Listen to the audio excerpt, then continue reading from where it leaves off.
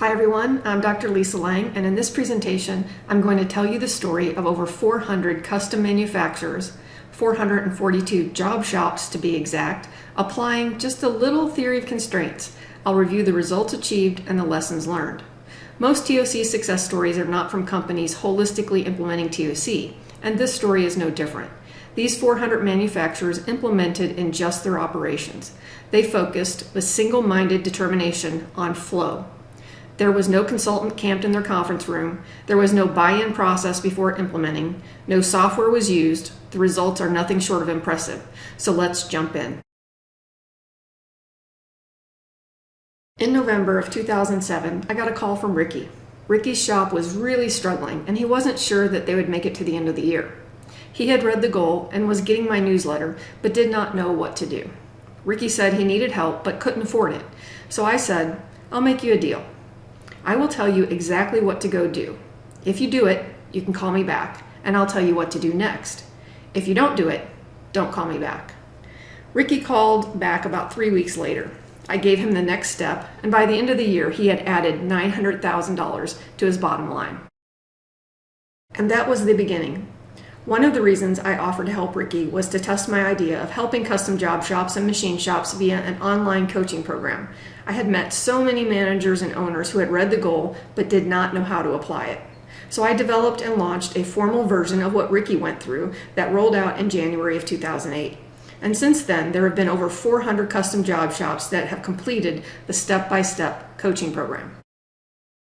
Let me explain what I mean by job shop. A job shop is a custom manufacturer where the constraint can move based on the volume and mix of work. Mix changes are common and the work is diverse. Many shops are low volume, high mix, but larger volume jobs may also run on occasion, or they may even make some prototypes. Jobs are typically made to order, but there are some job shops that may make a part or an assembly to stock in addition to the custom make to order parts they run. Some shops might have a few make to stock parts or make to stock an assembly or a subassembly. While producing new custom jobs is the norm, some shops will do repair work. It may be a small amount or most of the work they do, like in maintenance, repair, and overhaul shops.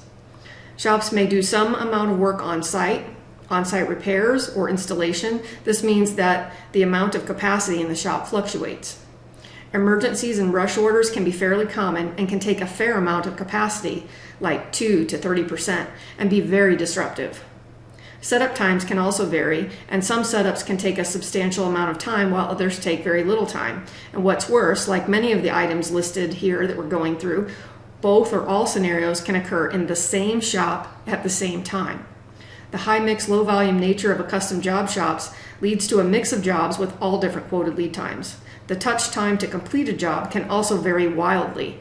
The same shop can have very short touch times and very long touch time jobs and everything in between. Due to the precision and or tolerance requirements, certain jobs have to run on particular machines, adding even more complexity. And if those weren't enough challenges, some jobs have outside processing to be done and some don't. Some have more than one outside process to be done. The lead time on necessary outside processes will vary by the process, and the vendors do not always deliver when promised. So job shops are not making millions and millions of the same thing. They make parts as small as your fingertip to assemblies the size of a house and everything in between. Job shops are complex. So how do you help very complex, very diverse companies get lasting results fast? Number one, you add a little theory of constraints, but you simplify it by focusing on flow. This single, very directed focus on the few right actions can generate results fast. Number two, you simplify implementation. No time is spent getting alignment and buy-in for a couple reasons. It's difficult to really buy into something that you don't fully understand until you do it. And buy-in will be achieved when they experience their own results. And if results happen quickly, a long buy-in process is not needed. What is needed is action. The question for participants is not, do you buy in or do you agree? The question is, are you willing to take action? I require each company's team to commit that they will take action. They must be willing to do each step of the process. Further simplification is achieved by not using software. We do not spend weeks or months setting up software, entering parameters, and inputting all the data software needs. The 400 plus job shops went step by step through a 14-week go and do online coaching program.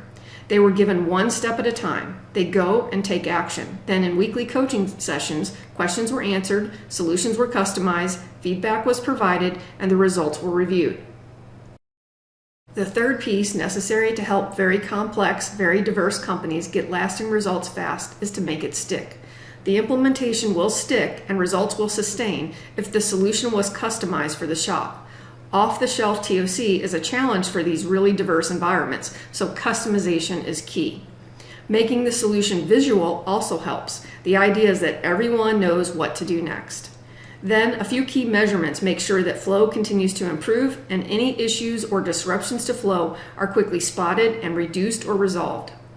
Once the basics are working and flow is improving, you can build on these results. The first steps of implementation not only increase flow, but reduce variability and improve predictability. This means that planning and predicting load versus capacity is much easier. The 400 plus job shops that have implemented have a diverse range in starting conditions. Some were detail scheduling every job on every machine, some had no schedule at all, and everything in between. Their on-time delivery ranged from 20% to 95% at the start, and some didn't measure it at all. Most started in the 50 to 85% range. Lead times for jobs ranged from 2 hours to over 2 years. Annual sales of these shops ranged from $500,000 to over $500 million, but most had annual revenues of $3 to $25 million. Profitability for these shops ranged from losing money to as much as 10% return on sales when they started. The data is from 442 shops all over the world. 267 had no starting data. Their data collection started mid-implementation, about 7 weeks into their implementation. This, of course, dampens their results.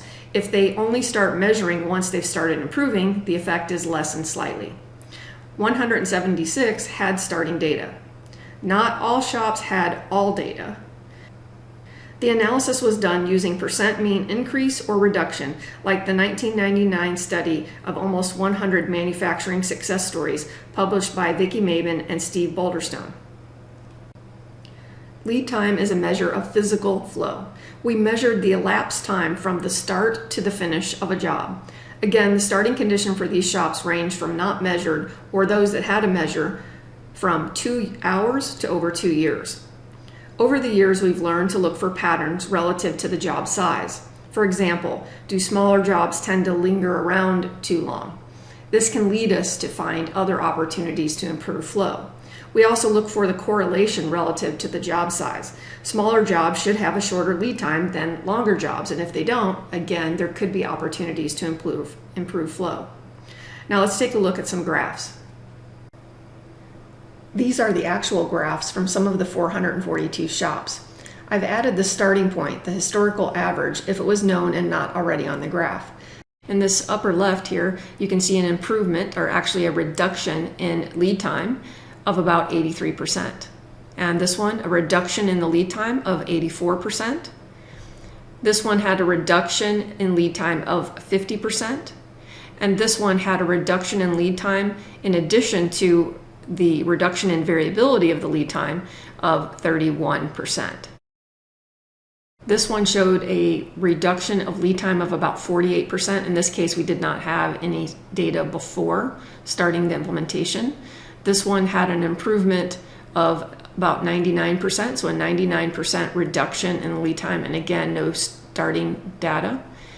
And this is an example of the correlation that I talked about, looking at it by job size, so the hours of the job versus lead time, and the correlation through the course of the implementation gets better as things get more and more predictable.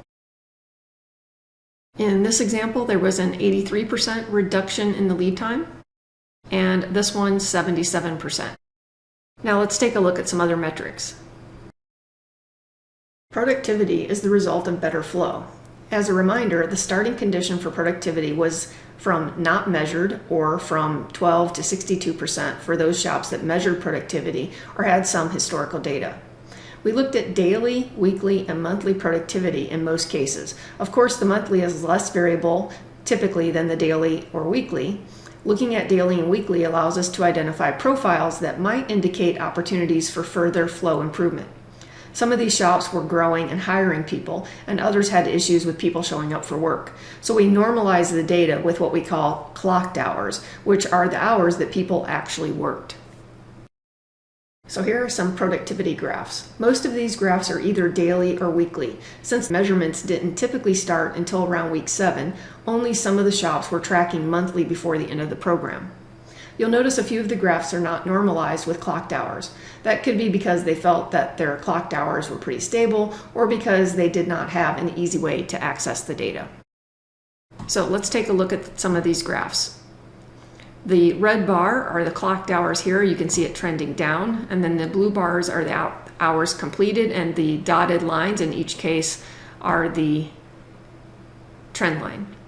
And in this example, there were 240% improvement in productivity.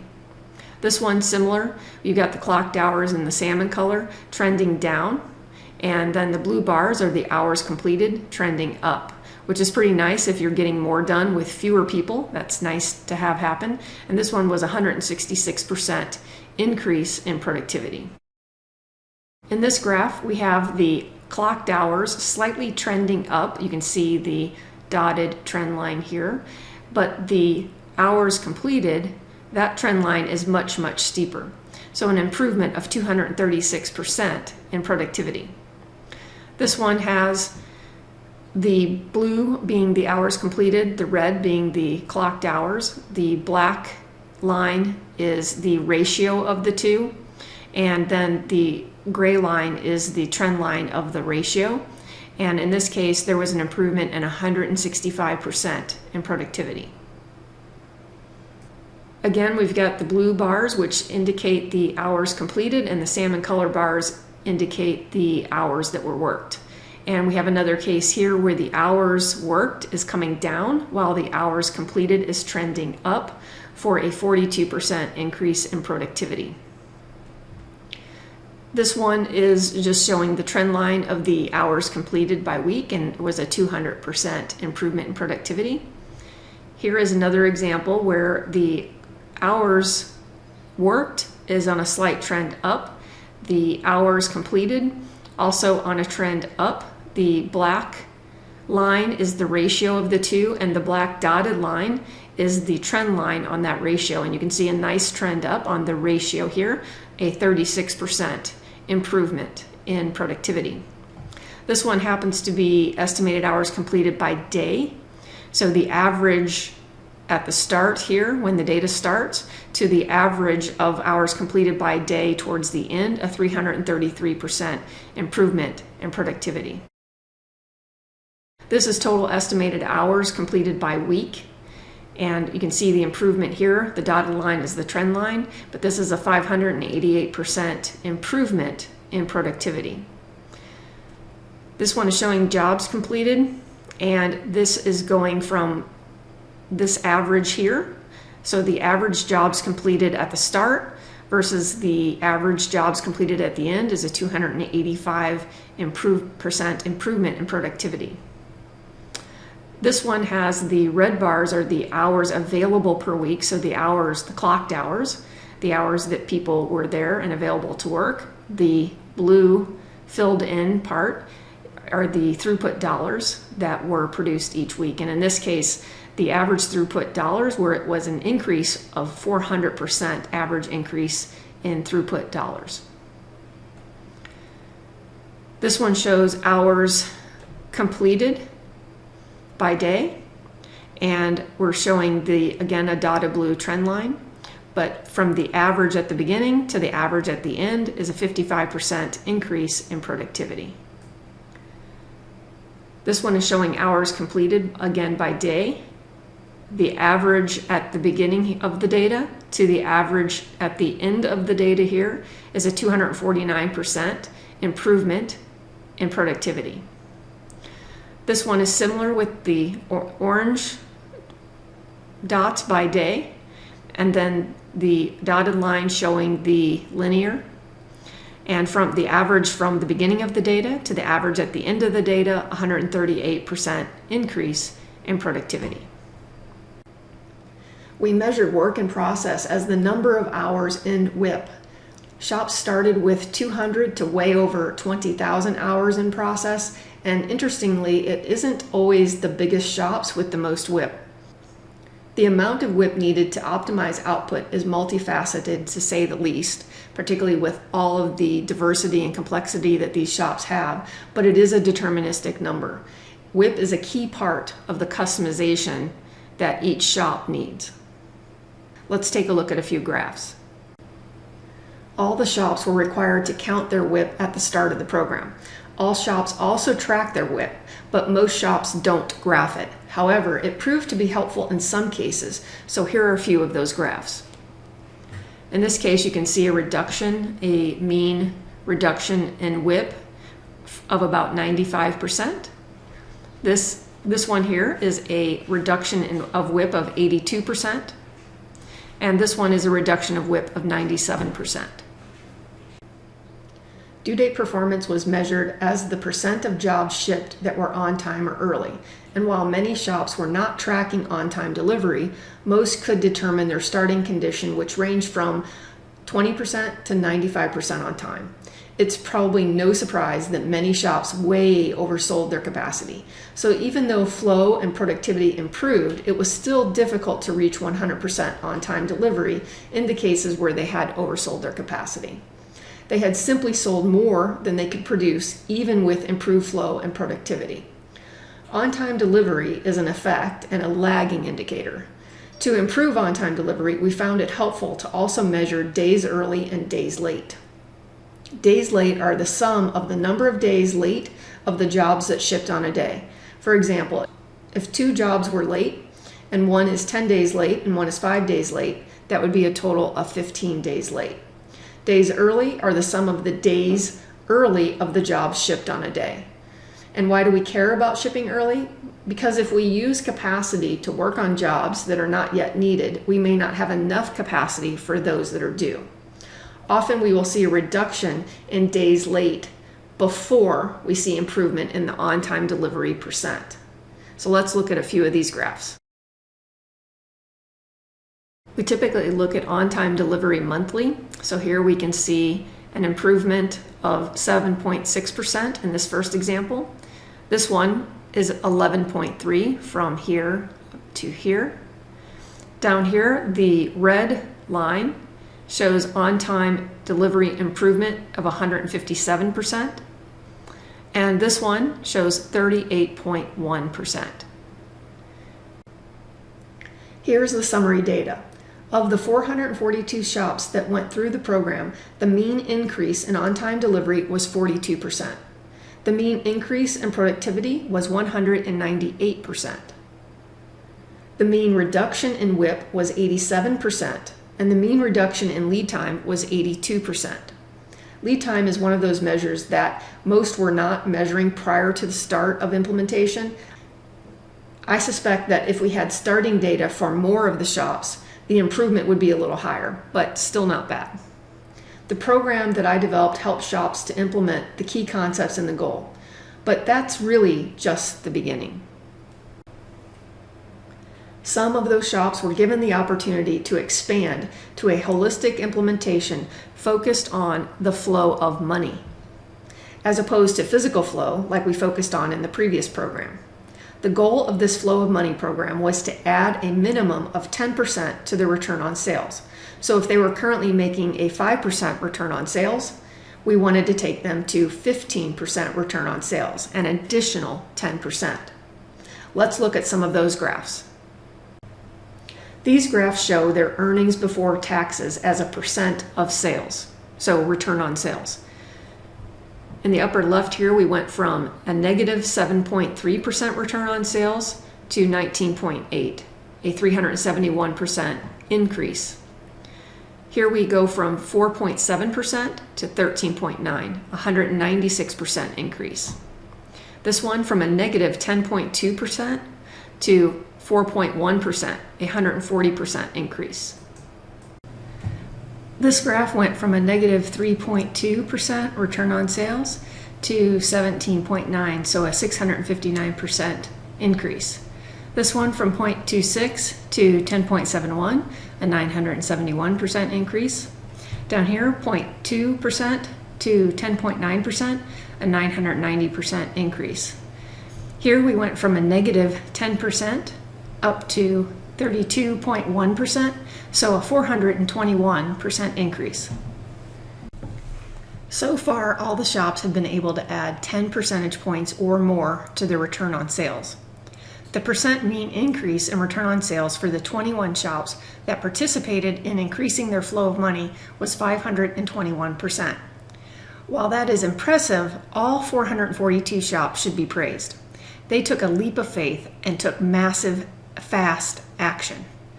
Compiling this data has been really interesting. I knew that the shops we were working with were doing much better. I had no idea how much better.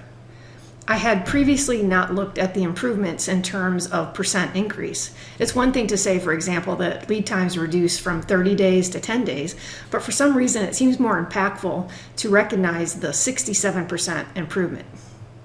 I was also surprised that the mean reduction in WIP was 87%. This means that only 13% of their WIP on average remained in process. That's amazing. All of these companies started by implementing the key concepts in the goal. Then some of those have gone beyond. As I said at the start, most TOC success stories are not holistic implementations. Most success stories are companies applying a little TOC to a portion of their company, and as it turns out, that's more than okay. It's impressive. I hope you enjoyed this presentation. It was my pleasure to present it. Thanks for watching.